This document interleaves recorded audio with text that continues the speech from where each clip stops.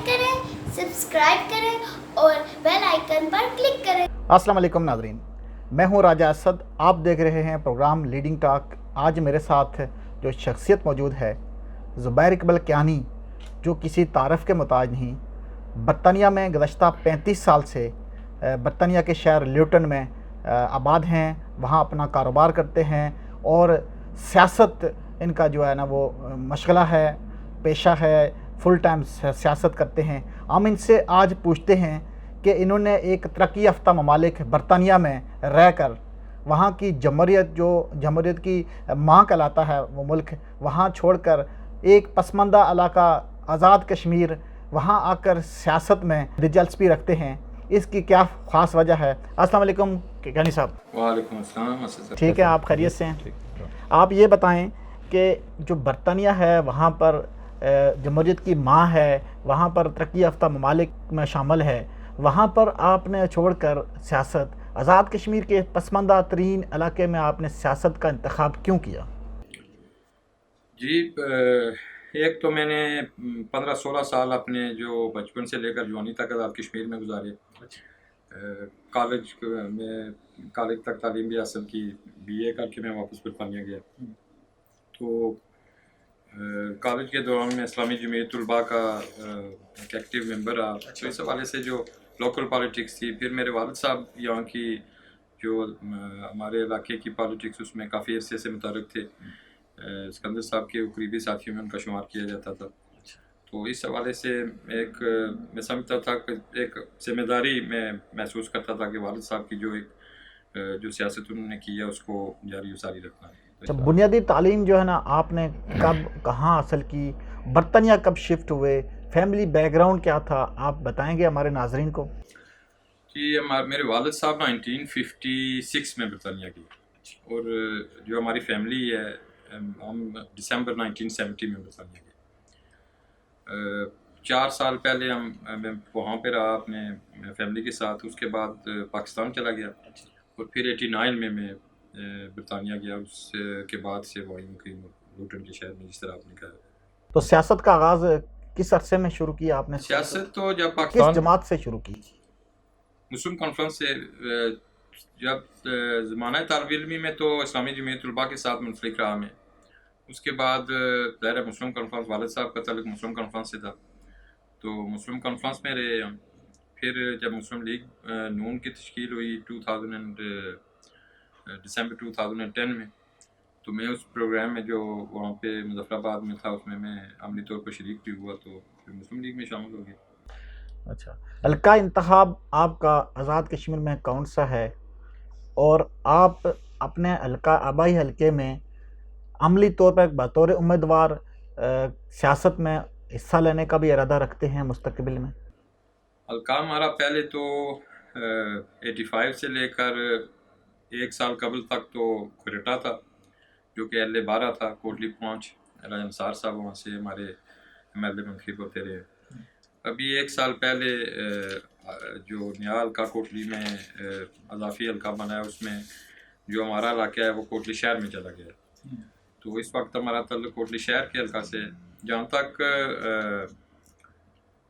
انتخابی سیاست کا تعلق ہے تو وہ ظاہر ہے سیاست ایک جود مسلسل کا نام ہے. ہر کسی کو آگے بڑھنے کی خواہش ہوتی ہے. جو MLAs ہوتے ہیں ان کی خواہش ہوتی ہے کہ وزیر بنے, جو وزیر ہوتا ہے اس کی خواہش ہوتی ہے کہ وزیر اعظم بنے. تو اس وقت سب سے جو محروم طبقہ ہے وہ پولیٹیکل ورکرز کا ہے, وہ جو سیاسی کارکن ہیں وہ سب سے محروم طبقہ ہے. اس کی بنیادی وجہ یہ ہے کہ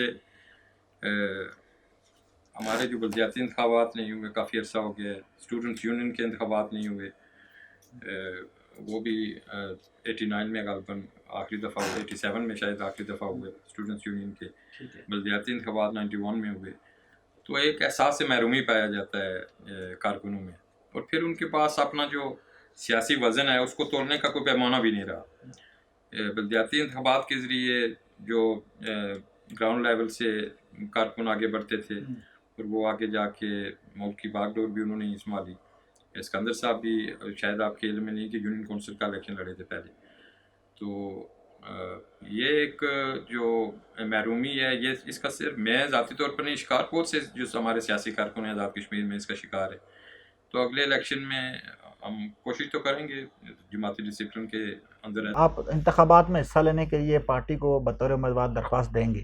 انشاءاللہ پارٹی نے ٹکٹ نہ دیا تو پھر کیا آزاد ان پارٹی ڈسپلن کو فالو کریں گے. ابھی ایز سچ ویسے فیصلہ تو نہیں ہوا، یہ مشاورت کے بعد ہی کریں گے، لیکن پارٹی ڈسپلن کو مد نظر رکھتے ہوئے جو بھی فیصلہ ہوگا وہ ہوگا انشاءاللہ. اچھا، یو کے برطانیہ یہ بڑا ترقی یافتہ ملک ہے، وہاں پر قانون کی عملداری ہے، وہاں پر فریڈم آف ایکسپریشن ہے، تو اس کے باوجود کشمیر اور پاکستان کے جو پولیٹیشین ہے یہاں پر پاکستان کی کشمیر کی دولت لوٹ کر وہاں پر جائیدادیں بناتے ہیں، وہاں پر اپنے بچوں کو ایجوکیٹ کرنے کے لیے وہاں بھیجتے ہیں. تو کبھی آپ کو خیال نہیں آیا کہ ہم ایسی پارٹیوں کے ساتھ اور ایسی پارٹیوں کے ہم کے لیے کام کرتے ہیں، دن رات آپ محنت کرتے ہیں، تو آپ کو یہ کبھی ضمیر نے گوارا نہیں کیا کہ ہمارے لوگ ہمارے ریاست کو وسائل کو لوٹ کر یہاں آ کر استعمال کرتے ہیں، انویسٹمنٹ کرتے ہیں؟ شکر الحمدللہ. ہم جس پارٹی سے منسلک ہیں اس کے قائد میاں نواز شریف صاحب ہیں، جن کے خلاف آپ کو بھی پتہ ہے سیاست سے آپ صحافت سے وابستہ ہیں، کچھ بھی ثابت نہیں ہوا. ایک پیناما سے لے کر جو کام شروع ہوا وہ آ کے اس بنیاد پر انہیں ڈسکوالیفائی کیا گیا کہ انہوں نے اپنے بیٹے کی جو فرم تھی اس سے تنخواہ نہیں لی. تو ہم تو شکر الحمدللہ سرخرو ہیں. باقی جو جماعتیں اگر وہ کوئی اس طرح کا کسی پہ ایلیگیشن ہے تو وہ کورٹ میں ثابت ہو جائے تو پھر ظاہر دیکھیں گے کیا کرتے ہیں. آپ کو کمیشن برائے اوورسیز اس کا کمشنر بنایا گیا ہے، تو یہ کوئی انتظامی پوسٹ ہوتی ہے کمشنر، تو آپ کو کوئی سیاسی ایڈجسٹمنٹ، آپ اس کو کیا سمجھتے ہیں، یہ سیاسی ایڈجسٹمنٹ ہے؟ یہ بڑا اچھا سوال ہے. یہ ہے سیاسی ایڈجسٹمنٹ پولیٹک، کیونکہ ویسے تو ماضی میں اس طرح ہوتا رہا ہے کہ جو برطانیہ کا صدر تھا مسلم کانفرنس میں تو اس طرح ہوتا ہے وہی اوورسیز ایم ایل اے شپ کا اسٹرانگ کینڈیڈیٹ ہوتا تھا. تو اس دفعہ راجہ جاوید صاحب کو بنایا گیا، جن کا تعلق اگرچہ آبائی طور پر سرگودا سے ان کا تعلق ہے، لیکن وہ پاکستان آباد ہیں پچھلے 40-50 سال سے. اور پھر جو آزاد کشمیر مسلم لیگ کی تنظیم ہے ان کے ساتھ بھی ان کا تعلق نہیں تھا، وہ پاکستان مسلم لیگ نون کے ساتھ وہ منسلک تھے. تو وہ شاید جو فیصلہ ہوا اس پہ ہمارے قائدین نے یہ محسوس کیا کہ ایک زیادتی ہو گئی ہے شاید مسلم لیگ نون کے جو کارکن ہیں اوورسیز کے تمام ان کے ساتھ.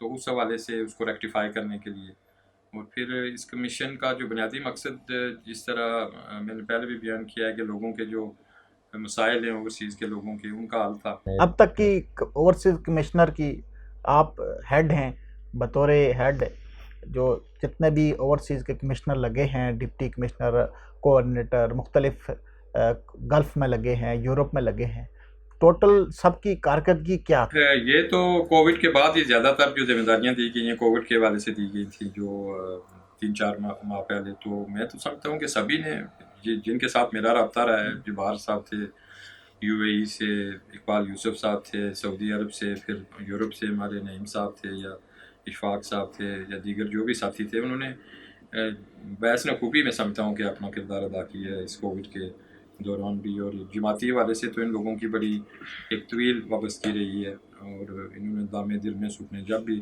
جماعت پر کوئی مشکل وقت آیا تو انہوں نے اپنا کردار ادا کیا.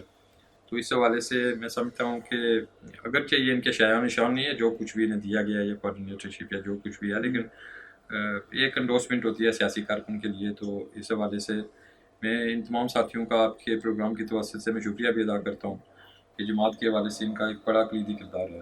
اچھا، زبیر اقبال کیانی صاحب مسلم لیگ نون برطانیہ کے آپ صدر ہیں، آپ کو یہ جو اعزازی عہدہ دیا گیا ہے یہ جو کمشنر کا، یا اس کی کوئی مراتب ملتی ہیں، آفس دیا گیا ہے، گاڑی دی گئی ہے، کوئی پیٹرول وغیرہ ملتا ہے، اس پہ کیا کیا مرات ہیں؟ آپ ہماری پبلک، ہمارے عوام، ہمارے ناظرین جاننا چاہتے ہیں. اس کا آفس ہے کشمیر ہاؤس میں اور ایک سب آفس ہم نے اب بنایا ہے میرپور میں. باقی جو مرات ہیں وہ قابل بیان نہیں ہے آپ کے پروگرام کی وسعت سے.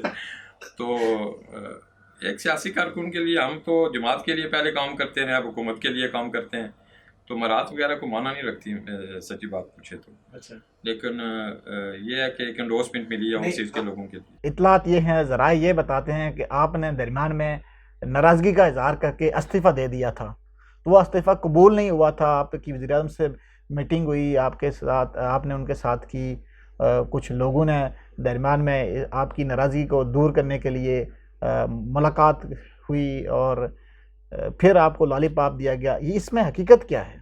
نہیں کوئی ایسی بات نہیں ہے. استعفیٰ بالکل دیا تھا. استعفیٰ مراد کے حوالے سے نہیں دیا تھا، وہ اختیارات کی بات تھی. اختیارات کی بات تھی کہ آپ نے ایک کمیشن تشکیل دیا ہے، اس کے لیجسلیشن بھی ہوئی ہے، جو آزاد کشمیر اسمبلی سے یہ منظور ہوا ہے کمیشن، یہ آگے بھی جاری رہے گا. کوئی اس طرح کی پولیٹیکل ایڈجسٹمنٹ نہیں ہے، یہ ایک انتظامی پوسٹ ہے جو انہوں نے کریٹ کی ہے. اس طرح ایم ایل اے اوورسیز کا ایم ایل اے شپ کی سکندر صاحب نے 1985 میں کریٹ کی تھی، اسی طرح یہ بھی ہماری مسلم لیگ نون کی گورنمنٹ کا ایک کارنامہ ہے کہ اوورسیز کے لیے انہوں نے یہ کریٹ کی ہے. تو وہ جو بھی اختلافات تھے وہ اختیارات کے حوالے سے تھے، تو وہ دور ہو گئے ہیں، تو انشاءاللہ ہم کام اپنی جاری رکھیں گے. اچھا، ایک سوال اسی کے ساتھ ہی، لیگی کارکنان اور لیگی لیڈرشپ دبے الفاظ میں وزیر اعظم پہ تنقید کرتے ہیں کہ وزیر اعظم نے اپنے قریبی دوست زبیر اقبال کیانی کے ساتھ ناانصافی کی، جبکہ زبیر اقبال کیانی نے ساری زندگی انویسٹمنٹ کی وزیر اعظم راجہ فاروق قدر کی ذات پر. تو آپ اس کو کس نظر سے دیکھتے ہیں؟ انویسٹمنٹ سے مجھے نہیں معلوم کہ آپ کیا مراد لیتے ہیں. پولیٹیکل انویسٹمنٹ آپ کہہ سکتے ہیں، سیاسی طور پر ہم نے ظاہر راجہ فاروق قادر خان صاحب جماعت کے قائد تھے، تو ہم نے انہیں انڈورس کیا، ان کی جہاں تک انہوں نے ہماری ذمہ داری لگائی ہم نے اسے پورا کرنے کی کوشش کی ہے. تو میں تو آج بھی انہیں قائد مانتا ہوں، اور میں سمجھتا ہوں کہ آزاد کشمیر میں جو راجہ فاروق قادر خان کا پچھلا 4 سال کا دور ہے، یہ سنہرے روپ میں لکھا جائے گا. تاریخ انشاءاللہ العزیز ختم نبوت کو جو انہوں نے بل پاس کیا، جو NTS اور جو دیگر اقدامات حکومت نے اٹھائے، اس سے پہلے اس کی تاریخ میں نظیر نہیں ملتی. اچھا، مسئلہ کشمیر کے حوالے سے اوورسیز میں رہنے والے کشمیریوں نے کیا کردار ادا کیا، ان کی کتنی ذمہ داری بنتی تھی، اس پہ آپ کا کیا موقف ہے، آپ کی جماعت کا کیا موقف ہے؟ مسئلہ کشمیر تو میں ذاتی طور پر سمجھتا ہوں کہ زندہ ہی اوورسیز والوں نے رکھا ہوا ہے، جو اوورسیز کی ہمارا ڈائسپورا ہے. اور یہ بات آزاد کشمیر کے جو سیاسی زعماء ہیں وہ بھی تسلیم کرتے ہیں. اس وقت بھی آپ دیکھیں، جب 5 اگست کا جو ایبروگیشن ہوا آرٹیکل 370 اور 35A کا، تو برطانیہ میں ہزاروں کی تعداد میں لوگ نکلے. 15 اگست کو بھی اور 5 سپٹمبر کو بھی ہزاروں کی تعداد میں. اور آج بھی بڑی شد و مت سے وہاں پہ جو تحریک چل رہی ہے آزادی کی، وہ برطانیہ میں بھی، دیگر ممالک میں بھی، آپ ایون یہاں پہ گلف کنٹریز میں بھی، حالانکہ وہ اس طرح کا فریڈم آف ایکسپریشن نہیں ہے، لیکن یہاں بھی لوگ اپنا حصہ ڈالتے ہیں. تو تحریک کے حوالے سے تو میں سمجھتا ہوں کہ اوورسیز کے لوگ سرخو ہیں. اچھا، یہ آخری سوال ہے کہ جو وزراء جاتے ہیں، جو منسٹر جاتے ہیں، وہاں جا کر کشمیر کے نام پر عیاشی کرتے ہیں، بعض کی ویڈیو وائرل ہوتی ہیں، بعض کے نازیبہ حرکات سامنے آتی ہیں، اس کے کیا وجوہات ہیں؟ مجھے تو نہیں کوئی اس طرح کی ویڈیو کا علم. ایڈیٹنگ آج کل آپ کو پتہ ہے کہ ایڈیٹنگ کا دور ہے. نہیں، ویڈیو کو اس طرح کی تو نہیں سامنے آئی. گیلانی صاحب کی سامنے آتی ہے، نہیں، وہ شاید آپ کو صاحب کی آئی ہیں. جہاں تک ہماری جماعت کا تعلق ہے، راجہ فاروق قادر خان صاحب جب بھی گئے، ہم ظاہر ہے وہاں پہ موجود ہوتے ہیں، سب کچھ ہمارے سامنے ہوتا ہے. ہم نے تو جو بھی ان کو اسائنمنٹ دی ہے، ظاہر ہے ہماری جماعتی ذمہ داری ہوتی ہے، اور بحیثیت کشمیری بھی ہماری ذمہ داری ہوتی ہے، تو وہ تو اس کو فلفل کرتے ہیں. اس کے علاوہ تو کوئی کام نہیں کرتے. تو اس حوالے سے ہم تو اپنی جماعت کے حوالے سے ہم کہہ سکتے ہیں کہ ہم نے پازیٹیولی اپنا کردار ادا کیا. تھینک یو سو مچ، آپ نے لیڈنگ نیوز کے لیے ٹائم نکالا. جی ناظرین، یہ تھے ہمارے ساتھ مہمان پاکستان مسلم لیگ برطانیہ کے صدر اور کمشنر اوورسیز کمیشن برائے آزاد کشمیر. ان کا شکریہ. زبیر اقبال کیانی صاحب نے ہمیں ٹائم دیا. اگلے پروگرام تک کے لیے اجازت دیجیے. اللہ حافظ.